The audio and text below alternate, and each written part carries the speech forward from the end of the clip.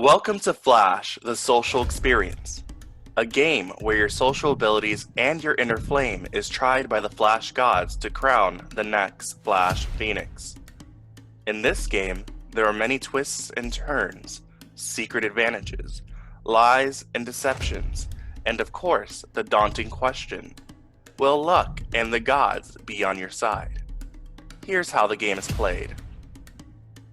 The game of Flash, the social experience, is typically played in 3 phases.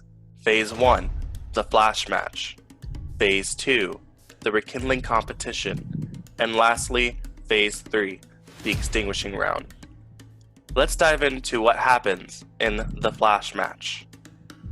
The Flash match is a social minigame created by yours truly to test the waters of your own social game at that current moment in the competition. The basic fundamentals of the Flash match will never change and will be an integral part of every Flash week and the competition as a whole. This match is to determine the Flasher of the week. For this game, tributes will need 3 index cards with 3 specific words on each of them. Word number 1, fire. Word number 2, flash. And word number 3, fold, with the other sides of the cards blank. The Flash match starts off with all of the tributes left in the game randomized in a playing order that goes in a circle that's played out clockwise for each round, starting with round 1. In the example for this video, we have 5 tributes. Tributes A, B, C, D, and E, and we'll play out round 1 in a randomized rotation of D, A, C, E, and B. Here's what the Flash cards do. Number 1, fire. Fire shoots a Flash wheel vote to the tribute next in the player's rotation. Firing still leaves you vulnerable to receiving a Flash wheel vote from the tribute behind you in the rotation. Card number 2, flash. Flash puts a guard up against a potential fire card being played against you and redirects the Flash wheel vote to the tribute who played that fire card. But be careful. If you flash, and the tribute behind you did not use the fire card against you, you conduct a miss flash, and the Flash wheel vote is placed on you instead. Card number 3, fold. Fold means you choose to not use fire and send the Flash wheel vote to the tribute in front of you, nor use flash to protect yourself from the fire card behind you. You simply do nothing and are still vulnerable to receiving a Flash wheel vote. Folding is key when you don't want to target the tribute in front of you and you trust a tribute from behind to not take a shot at you so you don't conduct a miss flash. The host will start the round off by counting down from 3 seconds to 0. Once 0 hits, every tribute will have to hold up a card they wish to play, but with the blank side facing the public view. In tribute rotation for that round, tributes will reveal which card they chose to play one by one. In this example, we start with Tribute D. Tribute D reveals the fire card, firing a Flash wheel vote on the next tribute in rotation, Tribute A.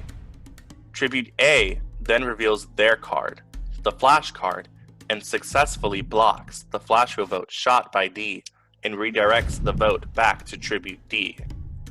Moving on to the next tribute, Tribute C. Tribute C reveals the fold card and chose to do nothing, so we move on to the next tribute. Tribute E reveals that they have played the Flash card, but because Tribute C folded and did not use the fire card against Tribute E conducts a miss flash and receives a Flash wheel vote instead. The last tribute left in the rotation is Tribute B.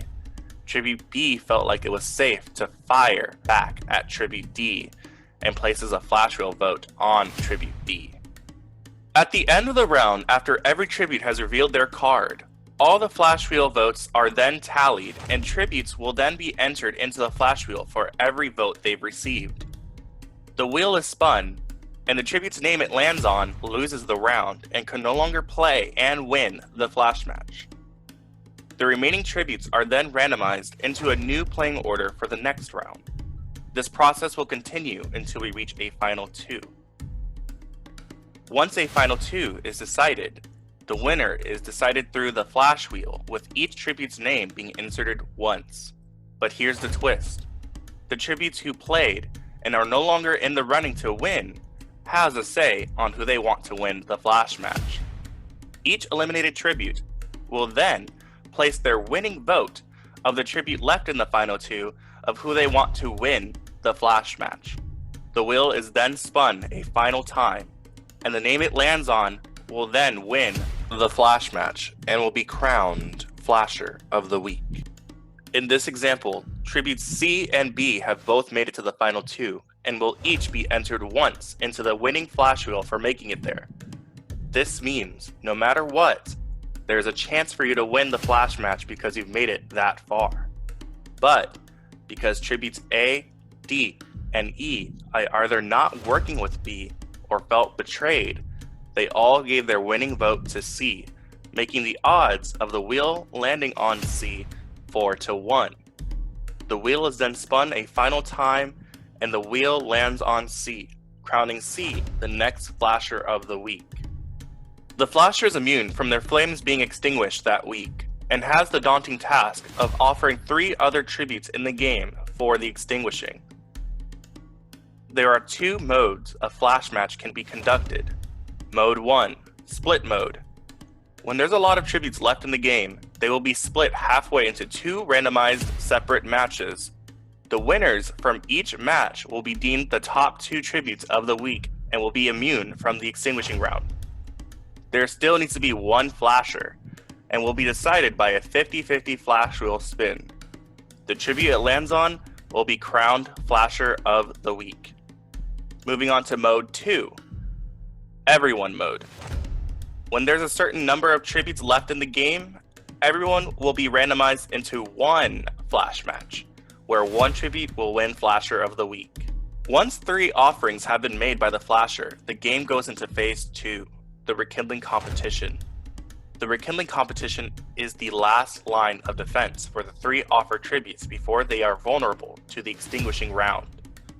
This competition is played amongst the 3 offered tributes only, and will be different every time, with only 1 tribute being able to win. The tribute who wins will be rekindled and save themselves from the extinguishing block, have immunity from being extinguished, and will earn a secret advantage called a Flash Power card. This is something crucial to think about when you are the Flasher, and thinking about which tribute to offer into the extinguishing round. The Flash Power cards are predetermined each week, and will be awarded in the Rekindled Tributes production chat to keep the power's ability anonymous. After a tribute gets rekindled and is pulled off the block, the game shifts to its final phase, the extinguishing round. In the extinguishing round, the 2 tributes who failed the rekindling competition remain on the extinguishing block and are at risk for their flame to be extinguished. Their last hope is to campaign to every other tribute who's not on the block or the Flasher for Kindle votes. Kindle votes are votes given by safe tributes, except for the Flasher, to keep one of the at-risk tributes' flame alive.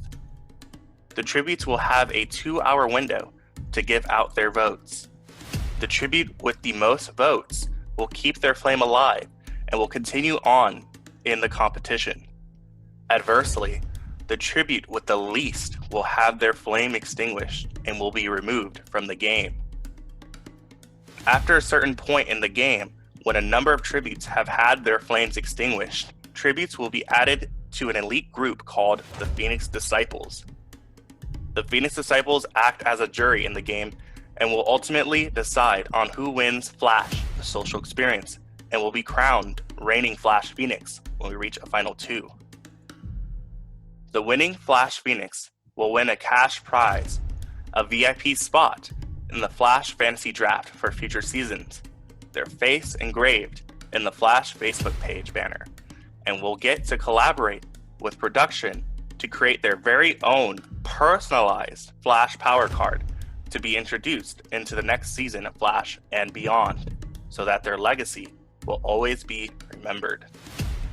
Do you have what it takes to keep your flame alive until the very end and deemed the next Flash Phoenix? Or will your flame dwindle in the process? Only the Flash gods know your fate in the game, but it's up to you to manifest your flame into what it can become.